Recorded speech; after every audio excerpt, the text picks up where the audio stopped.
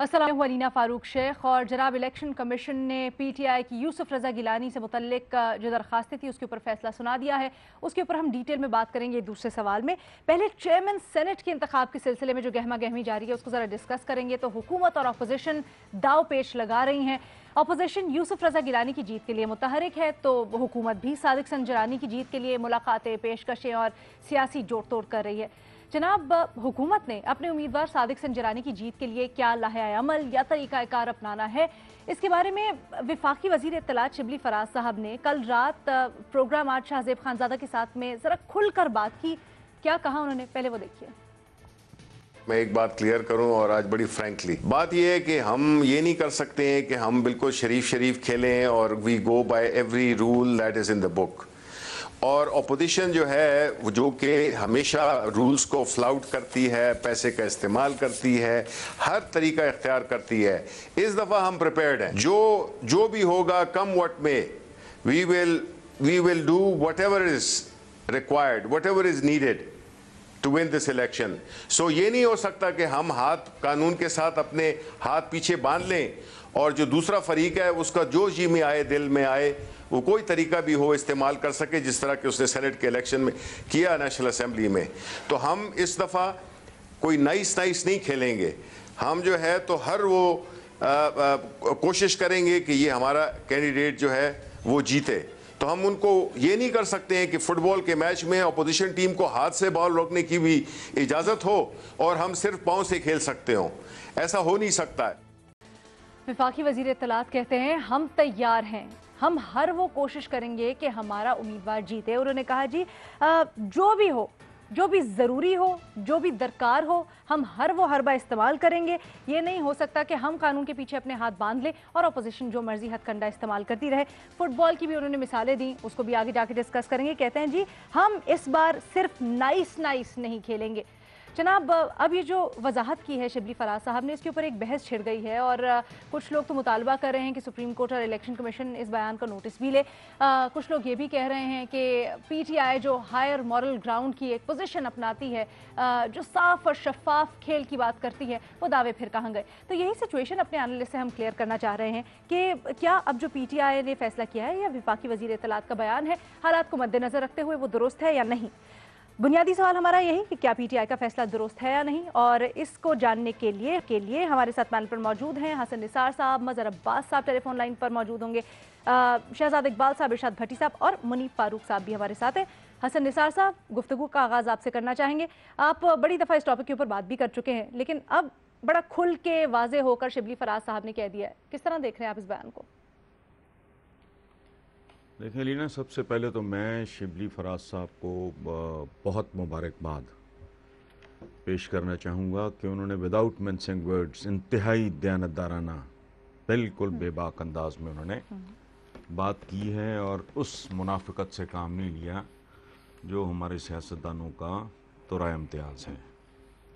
सही गलत की बहस बात की है, दयानतदारी बिल्कुल अप्रिशिएबल है।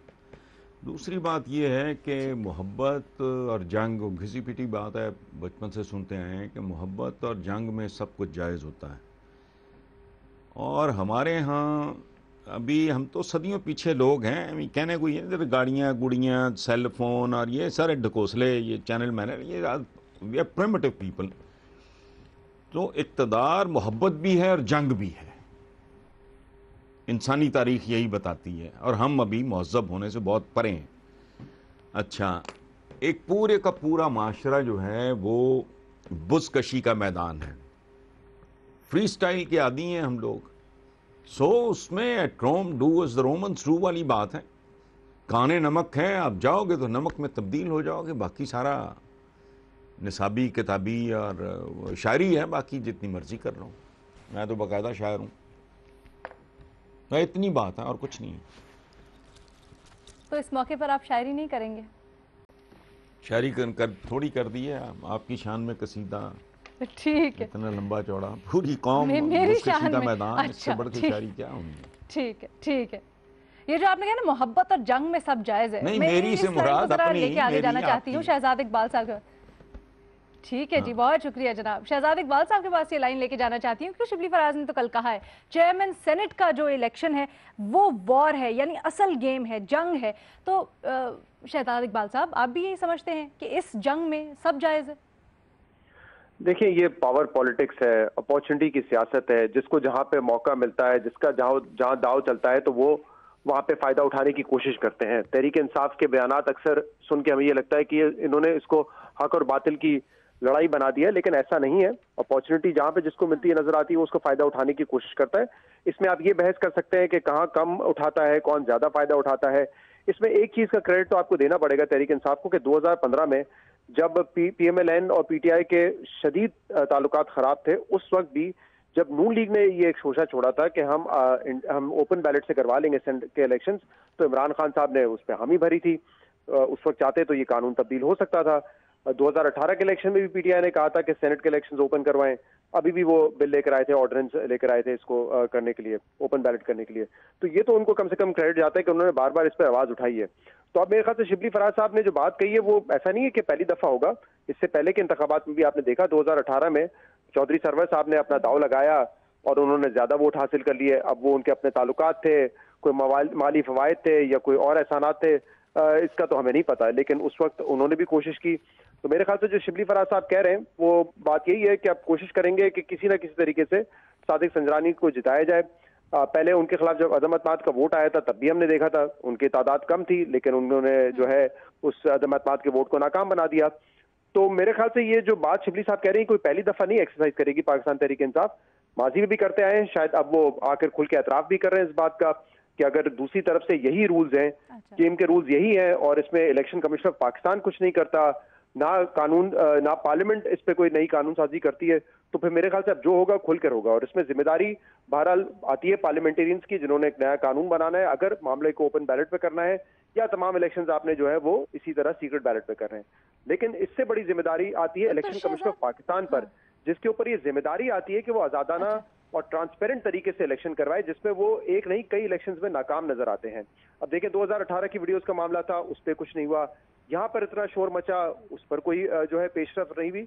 अब इलेक्शन का सुप्रीम कोर्ट ने ये तो कह दिया आपको कि आपने ये इलेक्शन जो है 226 के अंडर करवाने, लेकिन ये कहा है कि साथ में ट्रांसपेरेंसी होना और एक फ्री एंड फेयर इलेक्शन करवाना ये इलेक्शन कमिश्नर पाकिस्तान की जिम्मेदारी है। अगर वो अपनी जिम्मेदारी पूरी नहीं कर सकते तो सवाल तो नहीं हुए उठेंगे। अच्छा शहजाद, मुझे एक चीज बता दीजिए, मुझे एक चीज प्लीज बता दीजिए, तो फिर वो कहाँ गया पाकिस्तान तहरीक इंसाफ का दावा, या उनको मुनफरिद जो चीज बनाती है कि हम खेल के जो उसूल हैं उसके मुताबिक बाकी खिलाड़ियों को भी खेलने पर मजबूर करेंगे, अगर आपके मुताबिक यही होता आ रहा है तो? देखिए, मैंने कहा ना कि ये कोई पहली मर्तबा नहीं कि तहरीक इंसाफ ये काम करने जाएगी। ये पावर पॉलिटिक्स है, जहां पे जिसको मौका मिलता है वो करते हैं काम। इस दफा इन्होंने ओपनली आके एडमिट किया है कि हम ये काम करेंगे। बट ये बात तो सही है ना कि अगर आपने रूल्स बनाए हुए गेम के जिसमें कोई फर्क नहीं पड़ता कि कोई पैसा चलाए, ये फर्क नहीं पड़ता कि 2018 में कैसे 90 एमपीएस के साथ पीपल्स पार्टी 10 सेनेटर मुंतखब करवा लेती है, खैबर पख्तूनख्वा में 6 एमपीएस के साथ वो 2 सेनेटर मुंतखब करवा लेते हैं और इसके अलावा कोई चू तक नहीं करता, कोई बात ही नहीं होती इस पे, कोई पूछता ही नहीं है। ना पीपल्स पार्टी ने इंटरनल कोई इस पे इंक्वायरी की, ना इलेक्शन कमिश्नर पाकिस्तान ने की। तो क्या आपके ख्याल में अगर ऐसे ही चल रहा है, अगर सब ऐसे ही खेल रहे हैं तो ठीक है? इसीलिए मैं कह रहा हूँ 2 इदारे हैं, पार्लियामेंट और इलेक्शन कमिश्नर पाकिस्तान, इन दोनों ने अपना रोल अदा करना है। ठीक है भट्टी साहब, आपको भी ये दुरुस्त लगता है क्या, चाहे सादिक संजरानी को जितवाने के लिए अब्दुल कादिर को ही पार्टी में शामिल क्यों ना करना पड़े? देखिए मैडम शेख, एक तरफ क्या हो रहा है, एक तरफ हो रहा है कि यूसुफ रज़ा गिलानी साहब मेरे मुर्शद पाक जिस तरह जीते हैं, किसी को कोई भूल है, कोई शक है, कोई शक की गुंजाइश है, उस जीतने पर वोट को इज्जत देने वाले काफिले की सिपा सालार मरियम नवाज साहब बोली आप हीरो ऑफ द डे हो। ये वोट को इज्जत नहीं थी, ये तो गिलानी साहब मुर्शद पाक जीते तो वोट को जिल्लत थी। अच्छा, लेकिन उन्होंने कहा कि आप हीरो ऑफ द डे हो। यूसुफ रज़ा गिलानी साहब जिस तरह जीते वो सबको मालूम, उस पर सिविलियन सुप्रीमेसी, जमहूरियत के चैम्पियन बिलावल भुट्टो बोले जमहूरियत बेहतरीन इंतकाम है, जिए भुट्टो। ये उनको नहीं पता था, ये तो जमहूरियत से बेहतरीन इंतकाम था। अच्छा, आगे आ जाएं, कायदे इनकलाब, तब्दीली, इमरान खान, जो ये सब कुछ बदलने आए थे, उनका ये हाल था कि पहले सादक संजरानी को जरदारी साहब से मिलकर चेयरमैन सेनेट बनवाया, फिर जमहूरियत को नकब लगाकर इन्हें बचाया, और अब हर हरबा बकौल शिबली फराज साहब के, जो उन्होंने सच बोला, और मेरी तरफ से भी मुबारकबाद हसन साहब के बाद, अब हर हरबा इस्तेमाल करके इन्हें दोबारा चेयरमैन सेनेट बनवाएंगे। तो बात यहाँ से शुरू होती है मैडम शेख कि ये मौका शनासी है, ये मौका परस्ती है, ये इक़्तिदार की जंग है। जब पोलराइजेशन इंतहा पर हो, जब पैसा चल रहा हो सरेआम, जब कानून की खिलाफ वर्जी हो रही हो, जब हाथ पाँव के साथ हाथों से भी मैराडोना की तरह गोल हुए किए जा रहे हों, जब नाइस बैड हो रहा हो, और यही होना था, यही हो रहा है, क्योंकि सिसिलियन माफिया और गॉड फादरों से सिसिलियन माफिया और गॉड फादर बनकर ही लड़ा जा सकता है। ये तो है असल सियासत, असल हकीकत, ग्राउंड रियलिटी। लेकिन जर्नलिस्ट होता है आइडियलिज्म के साथ, आइडियलिस्ट होता है। हमने इमरान खान साहब को 22 साल इसलिए नहीं सुना था कि वो भी आकर बैड बन जाएं, वो भी पाँव की बजाय हाथ से फुटबॉल खेलें, वो भी वही अरबे इस्तेमाल करें जो ये करते थे। इमरान खान साहब एक चेयरमैन सेनेट क्या कर लेगा अगर मुर्शद पाक गिलानी साहब जीत गए? क्या हो जाएगा? खड़े कौन रहते हैं? तारीख किनको याद करती है? उनको जो पाँव से फुटबॉल खेलते हैं। मैराडोना ग्रेट था, आज भी जब उनका जिक्र आता है तो कहते हैं हाथ से गोल किया था। तो बकौल उस्ताद हसन निसार साहब, जब सियासत में सारे नजासत और खबासत मिला रहे हों, उस वक्त आप किस तरफ खड़े हैं? हिस्ट्री की राइट साइड पर कि रॉन्ग साइड पर? इमरान खान साहब, आपको हम आपसे ये तवक्को, बहुत आपने इक़्तिदार के लिए कंप्रोमाइज़ कर लिए, यू टर्न ले लिए, लेकिन कहीं रुक जाइए प्लीज़। कहीं हमारे ख्वाबों को जिंदा रहने दें, कहीं हमारे आइडियलिज्म को जिंदा रहने दें, कहीं हमारे दिल की आवाज़ को जिंदा रहने दें, कहीं हमें सीटों और ओहदों से बढ़कर आप इमरान खान को क्यों, आप इन सीटों और ओहदों में बन जाए चेयरमैन सेनेट, चली जाए आपकी वजारत उज़्मा, क्या हो जाएगा?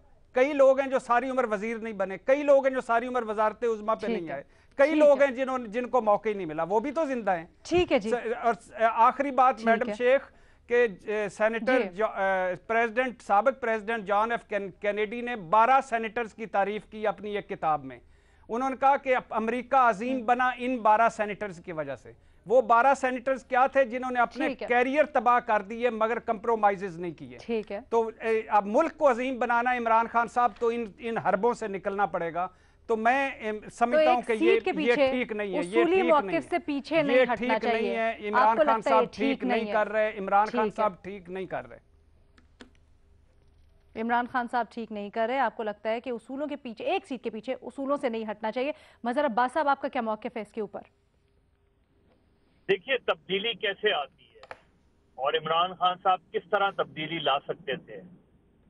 जिस दिन यूसुफ रजा गिलानी जीते थे, इमरान खान उस वक्त खिताब करते, और जब एतमाद का वोट लिया था उस दिन जो खिताब किया था उसमें अगर उसी वक्त इमरान खान ये ऐलान करते एतमाद का वोट लेने के बाद कि मैं ये असेंबली डिसॉल्व करता हूं क्योंकि इसमें बिकाऊ माल मेरी पार्टी के मौजूद हैं, इसमें वो 16 अरकान मौजूद हैं जो बिके हैं, और अगर उनके पास, और मुझे पूरा यकीन है कि उनके पास वो नाम मौजूद हैं, उन 16 अफराद के नाम मौजूद हैं जो उनको एजेंसीज ने दिए हैं। ये भी बताया है कि कितने कितने करोड़ में बिके हैं। लेकिन इत्मीनान का वोट लेके वो असेंबली को डिसॉल्व करते, इस असेंबली के ऊपर वो शेम करते, वो नए इंतखाबात का ऐलान करते, तो ये तो तब्दीली का नारा होता। लेकिन आज जो शिबली फराज साहब बात कर रहे हैं वो कि उसकी वजाहत भी उन्होंने की है, लेकिन फिर अगर आप 2011 के बाद आप इलेक्टेबल्स को अपने साथ रखेंगे, आप ऐसे लोगों को अपने साथ रखेंगे जो स्विस अकाउंट में जरदारी साहब के वकील रहे, जो यूसुफ रजा गिलानी के जो नाअहल हुए उसमें यूसुफ रजा गिलानी के वकील रहे, जब ऐसे लोगों को रखेंगे कि जिसको वो डेकेड्स ऑफ डार्कनेस कहते हैं, उस दौर के लोगों को वो अपने साथ रखेंगे, तो फिर तब्दीली नहीं आती।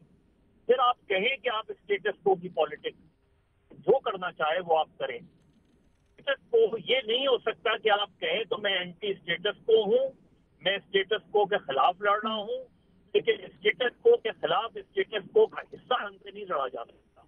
ये नहीं हो सकता कि आप इसका नारा लगाएं रहा हूँ। ये नहीं हो सकता कि आप जी। जमहूरियत का नारा लगाएं और जमहूरियत का तमगा उन लोगों को दें जिन्होंने जमहूरियत को इस मुल्क में सबोटाज किया है। ठीक है जी, तो आपको भी फैसला दुरुस्त नहीं लगता, और खासकर शिबली फराज साहब का बयान और तब्दीली से मुतल्लिक आप कहते हैं कि तब्दीली ऐसे नहीं हो सकती। अब मुनीफ फारूक साहब, तो फिर जो खासा है पीटीआई का, चले तब्दीली से मुतल्लिक तो हम बड़ी दफ़ा बात भी कर चुके हैं, लेकिन ये हायर मॉरल ग्राउंड, एक आला इखलाकी पोजीशन, अभी इखलाकियात की शिबली फराज साहब ने 2-4 रोज़ पहले बात की अदम एतवाद के सिलसिले में, तो वो फिर कहाँ गई अगर all is fair in love and elections? बिस्मिल्लाहिर्रहमानिर्रहीम। देखिए, सबसे पहले तो हम मेरे ख्याल में जो भी बात करते हैं यहाँ पर, ओवरऑल लोगों को ये समझने की ज़रूरत है, जो व्यूअर्स हैं शायद उनको भी इस बात का इदराक अब हो चुका है, या शायद बहुत ज़्यादा लोग ऐसे हैं जो ये जानते हैं लेकिन शायद इस बात को हम एडमिट नहीं करना चाहते कि इमरान खान साहब अगर इक़्तिदार में आए हैं, एक तो ये कि ये बड़ी ही मेरे समझता हूँ बोधी सी बात है कि अगर हम ये कहें जी कि या हम ये समझना शुरू कर दें कि वो जी मुल्क बचाने के लिए आए और मुल्क संवारने के लिए नहीं, वो इक़्तिदार में इक़्तिदार के लिए आए हैं, हुक्मरानी करने आए हैं। उनका ख्वाहिश ख्वाब अपनी जगह पर, लेकिन वो जो कर रहे हैं पिछले 2.5 साल से और जो कुछ करके उन्होंने ये इक़्तिदार हासिल किया है, उसके बाद तो किसी को कोई शक व शुबा नहीं रहना चाहिए कि इमरान खान साहब इक़्तिदार के लिए आए थे, इक़्तिदार में वो हैं और वो चाहेंगे कि ये इक़्तिदार उनका मैक्सिमम अरसे तक रहे, वो इसे लंबा करना चाहेंगे, इसे परपेचुएट करना चाहेंगे। दूसरी बात ये है कि कोई पहला मौका नहीं है हमारे मुल्क के अंदर। हमें हमेशा से पिछले 70 साल की आप तारीख़ देख लें पाकिस्तान की, हमें जाली मसीहाओं ने मरवाया है। हम उनके पीछे लाइन बना के चल पड़ते हैं कि कोई अदालत में आ गया मसीहा बन के, कोई किसी और शक्ल में आ गया, कोई डिक्टेटर बन के आ गया, कोई वज़ीर आज़म बन के आ गया कि बस जी इसने तो आके मुल्क ही संवार देना है। नो, वो बिल्कुल मुल्क संवारने के लिए नहीं आता, वो अपने इक़्तिदार को दवाम बख्शने के लिए आता है और वो वही करता है। फिर he does it whatever it takes, he does whatever it takes to be in power or rather to stay in power. हमें ये बात, why do we fool ourselves कि ये कहते हुए कि जी बड़ा वो तो जी हमें हमारी, अब भट्टी साहब हमारे भाई हैं, जारी बात है इनकी उम्मीदें हैं उनके साथ और बहसियत एक पाकिस्तानी उम्मीदें रखना बड़ी अच्छी बात है, लेकिन मैं इनको भी, मेरे हमदर्दाना मशवरा यही होगा कि इस फार्स से हमें बाहर निकलना चाहिए कि कोई उम्मीदें नहीं हैं। ये आप, वो अंग्रेज़ी की मिसाल है ना कि वो एक फ्रेज़ हमें बोला जाता है कि you can not be an agent of change with the relics of the past. आप अपने साथ डब्बे ट्रेन में वही डाले हुए हैं आपने, जो सब कुछ वही है, खुद आप उन्हीं डब्बों को का एक मिक्सचर है जो आप बनकर आ गए हैं और आप कहते हैं जी मैं बड़ी तब्दीली ला रहा हूँ। काहे की तब्दीली भाई? शिबली फराज साहब ने बिल्कुल ठीक कहा है, this is power politics, this is pragmatic politics, they will do whatever it takes, come hell or high water, वो कोई असूल शूल जाए जहन्नुम में या जहाँ से आता है वहीं वापस चला जाए। अभी ये देखिए ये हो रहा है और पीडीएम जो निकली थी असूलों के लिए निकली थी, कौन असूलों के लिए निकलता है? We shouldn't fool ourselves. और मैं आपको ये बता दूं on the basis of some credible information कि संजरानी साहब has got a fair chance. Gilani साहब के लिए इतना आसान नहीं होगा और शायद 2-3 लोग तो ऐसे हैं ऑपोजिशन के सेनेटर्स जो ऑलरेडी अपनी कमिटमेंट दे चुके हैं कि वो संजरानी साहब को ही वोट देंगे and it's too close a margin, बहुत क्लोज मार्जिन है, बड़ा नैरो मार्जिन है और आई फील के संजरानी साहब शायद सेल थ्रू कर जाएं क्योंकि गिलानी साहब कुछ भी करें वो ऑपोजिशन में है, गवर्नमेंट के पास इस वक्त फ्लेक्स करने के लिए बहुत कुछ है और वो करेंगे जो भी इसमें होता है। सो हकीकत पसंदी की आपने बात की। एग्जैक्टली जी जी मुनीब, आपने हकीकत पसंदी की बात की। एक चीज़ बता दीजिए, ये खान साहब के बयानात भी हैं, ये बल्कि वज़रा के बयानात भी हैं मुतअद्दिद दफ़ा के, जी ये इदराक हुआ हमें 2013 के बाद कि अगर हमें पावर पोजीशन पे आएंगे, हम पावर में आएंगे तो फिर ही हम तब्दीली ला सकते हैं। तो यही हमें बताया गया कि ये सब कुछ किया इसलिए जाए ताकि एंड रिजल्ट जो जिस मंजिल पे पहुंचना है वो हासिल हो सके। तो कहीं क्या हम मंजिल से भी थोड़ा सा डिविएट हो रहे हैं? क्या वो मंजिल भी हेजी हो रही है इस सब के चक्कर में? देखिए, आप अपने पाथ से या जो आपका रास्ता है उससे डिविएट तब करते हैं जब आपको ये पता चल जाता है कि भाई जिस जगह मैं हूँ मुझे अपने आप को यहाँ पर मजबूत रखने के लिए भी एक नहीं 1000 कॉम्प्रोमाइज़ करने पड़ रहे हैं। या तो फिर आप वो काम करें जो मदर अब्बास जिसकी तरफ मदर अब्बास साहब अभी इशारा कर रहे थे कि भाई आएँ और बोलें कि ठीक है यार यहाँ पर तो मेरे साथ बिकाऊ लोग हैं, मैं I will not stand this, और मैं डिसॉल्व कर रहा हूँ, या तो आप वो करें और फिर लात मारे वजारत उज़्मा को भी। आप ये नहीं करेंगे भाई, आप पावर में रहने के लिए सब कुछ करेंगे, और इससे आगे भी 10 कॉम्प्रोमाइजेस करने पड़े तो वो भी करेंगे, अभी भी कर रहे हैं, आगे भी करेंगे। अगली दफा इलेक्शन होगा तो फिर बहुत कुछ कॉम्प्रोमाइज किया जाएगा। सो हमें इस चीज से निकल आना चाहिए। पाकिस्तान तहरीक इंसाफ आज की सियासत कर रही है, बड़ी कामयाब सियासत है, उन्हें ये करते रहना चाहिए, इसी तरह वो इक़्तिदार में रहेंगे। बात खत्म। ठीक है जी। तो पहले सवाल का जवाब हमारी पैनलिस्ट की अक्सरियत, जिनमें मुनीफ फारूक शामिल हैं, जिनमें हसन निसार साहब शामिल हैं, जिनमें शहजाद इकबाल साहब शामिल हैं, तीनों ये कहते हैं कि हकीकत पसंदाना अप्रोच है, और शिबली फराज साहब ने जो किया है, जो कहा है, वही होता चला आया है। अगर सर्वाइव करना है पावर पॉलिटिक्स में तो यही तरीकाकार है। बहरहाल भट्टी साहब और मजहर साहब ये कहते हैं कि उसूल, एक सीट के लिए उसूल के ऊपर कॉम्प्रोमाइज़ नहीं होना चाहिए था, और ख़ास तौर पर उसूल की पासदारी करनी चाहिए थी उन लोगों को जो आए ही उसूली बात का नारा लगाकर थे। दूसरे सवाल के साथ हाजिर होते एक छोटी सी ब्रेक के बाद।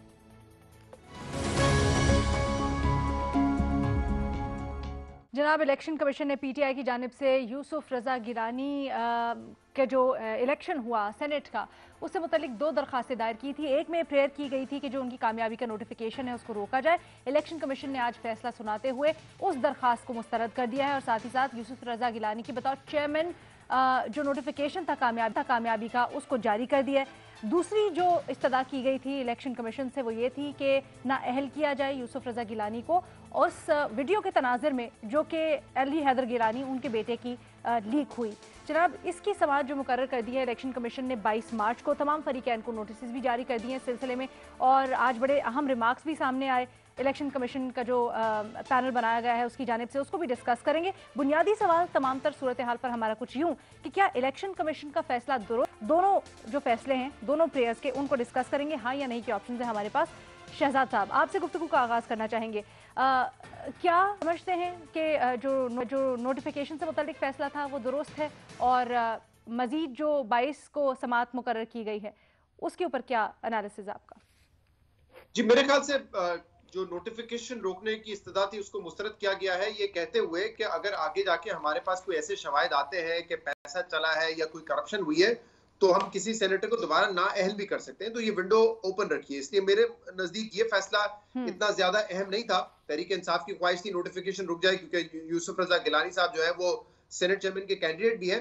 बट जो अगला जो मामला है वो पिटिशन ज्यादा अहम है, और उसमें देख रहे हैं कि तहरीक इंसाफ की जो इस्तदा है, जो पिटिशन है, उस पर क्या फैसला होता है। क्या गिलानी साहब को डिस्क्वालीफाई किया जाता है या नहीं किया जाता है। अब देखिए, बादी नजर में जो वीडियोस हैं, जिस हवाले से मैं तो पहले दिन से ये कह रहा था, ये स्टिंग ऑपरेशन है, ऑफर की गई पीपल्स पार्टी की जानिब से, अली हैदर गिलानी साहब की जानिब से कुछ एमएनएस को, और उन्होंने उसके रिएक्शन में ये वीडियो बनाई और अपनी पार्टी को प्रेजेंट किया। और कुछ ये भी कहते हैं कि पार्टी को जब आके उन्होंने बताया कि हमें इस तरह से अप्रोच किया गया है, तो पार्टी ने उनसे कहा कि आप फिर उस सारी चीज को रिकॉर्ड करें और एविडेंस तलाश करें। तो अब ये वीडियो जो है ये कितना कोर्ट ऑफ लॉ में, देखिए बजाय तो हमारे सामने एक एविडेंस है जिसमें बात भी हो रही है, पैसे का लेन देन हो रहा है, वोट को कैसे मुस्तरद करना है, नासिर अली शाह साहब ऑफरे लगा रहे हैं कि आपको तरक्याती काम के लिए पैसे देंगे।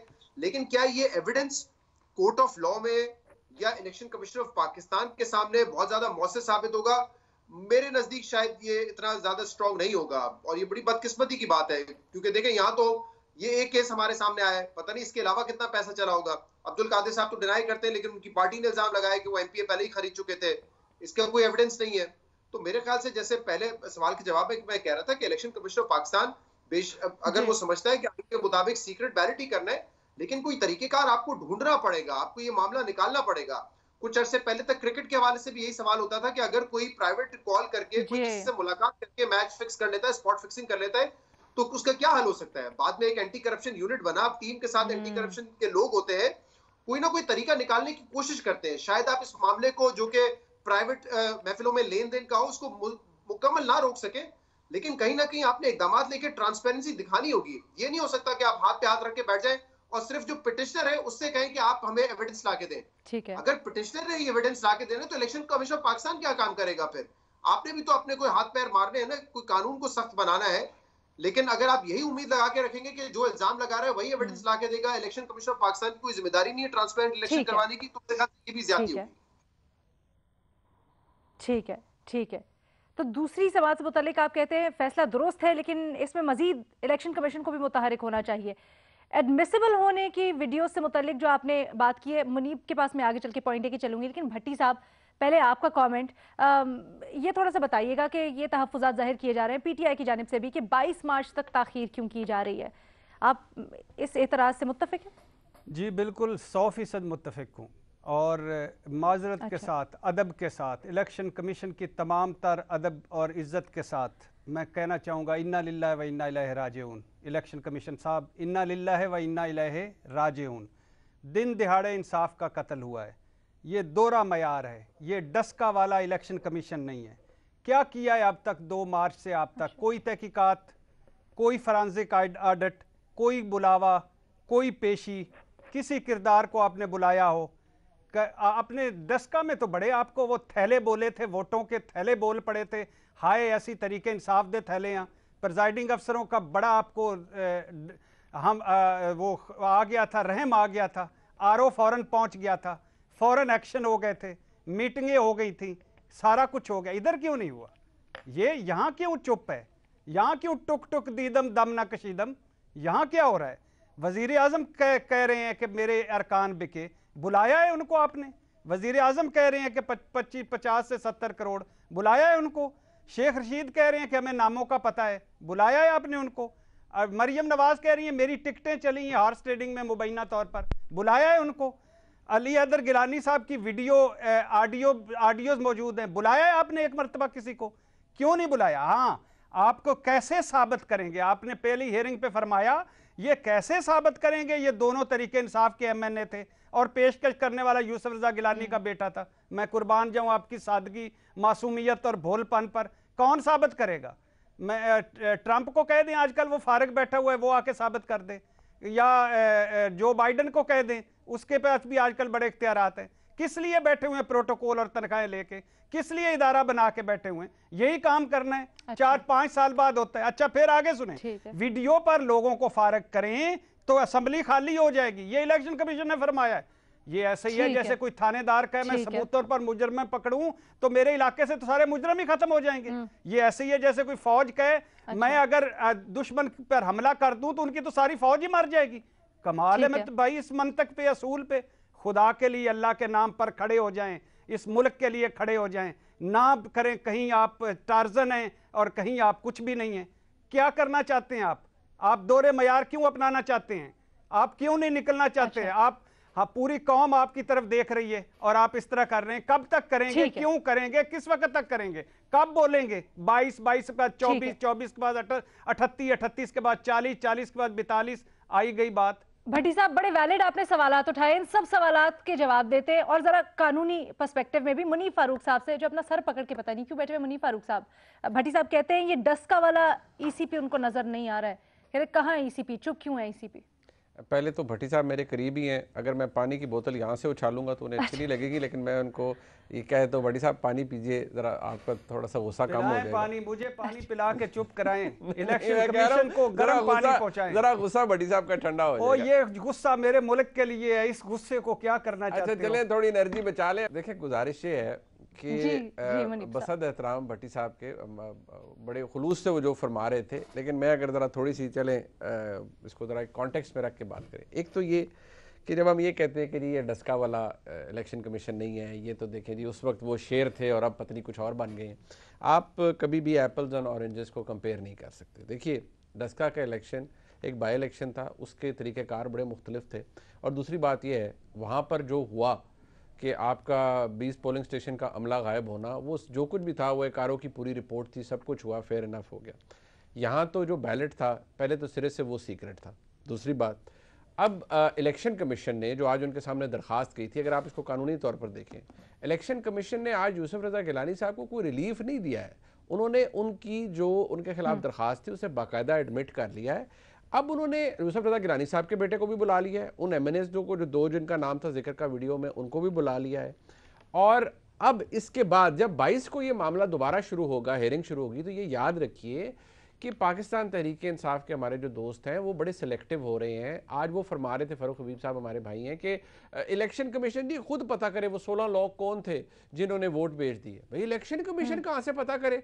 आपके वज़ीर आज़म को पता है, इंटीरियर मिनिस्टर को पता है, आपका काम है रात लिस्ट पे लिख के नाम दे के। ये जनाब बंदे हैं इन्होंने 2 नंबरी की है, जरा बुलाएं ना सारों को और हम बताते हैं किस किस ने कितने पैसे पकड़े हैं। हमें जो पता है इन बंदों ने 2 नंबरी की है। जब आपने ये काम भी नहीं करना, आपने पूरा एविडेंस भी नहीं देना, आपने चेरी पिकिंग करनी है, सिलेक्टिव काम करना है, फिर आप जाके इलेक्शन कमीशन के सामने धारणा शुरू कर देंगे, वो ऐसी की तैसी इलेक्शन कमीशन ये हो गया। कल आप पूरी कैंपेन स्टार्ट कर देंगे चीफ इलेक्शन कमिश्नर के खिलाफ कि जी वो ये है वो है फलान। No, this is not the way to do it. को कानूनी बात को जरा समझना चाहिए। I am surprised. और दूसरी बात देखिए, जो ये ऑडियो वीडियो का मामला है, वो जो मरहूम जज थे अरशद मलिक साहब, उनके केस के अंदर सुप्रीम कोर्ट ने इतना लंबा फैसला है और उसके अंदर कुछ चीजें लिखी हुई हैं बाकायदा तौर पर, वो जरा कोई पढ़े जाकर कि जो ये सारा स्टिंग ऑपरेशन था, जब आपने ओन कर लिया कि स्टिंग ऑपरेशन है, तो भाई फिर आप इसे, आपने ये काम किस लिए किया कि आप यूसुफ रजा गिलानी के खिलाफ एविडेंस को मैन्युफैक्चर करें, बनाएं और फिर पेश करें कि जी देखो ये एविडेंस आ गई।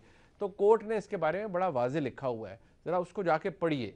जब आप पढ़ेंगे तो आपको लग पता जाएगा। जब इलेक्शन कमीशन मांगेगा कि भाई अच्छा जरा सबूत दें कि पैसा किस किस ने लिया और कैसे चला है, तो फिर बताएं, फिर इन्हें बताना पड़ेगा। या बताएंगे तो या फिर ये दरखास्त भी मुस्तरद करवाएंगे और फिर इलेक्शन कमीशन के खिलाफ कैंपेन करेंगे। अच्छा, इसके ऊपर मुनी मैं आपको यहाँ पे रोकूंगी माजरत के साथ, मुझे एक छोटी सी ब्रेक लेनी है। ब्रेक के बाद आके इसके ऊपर जरा वजाहत से बात करते हैं। मजीद कानूनी पहलू जानना चाहूंगी, बाकी तज्जियाकारों की राय भी जानेंगे और रिबटल्स भी लेंगे। एक छोटी सी ब्रेक के बाद।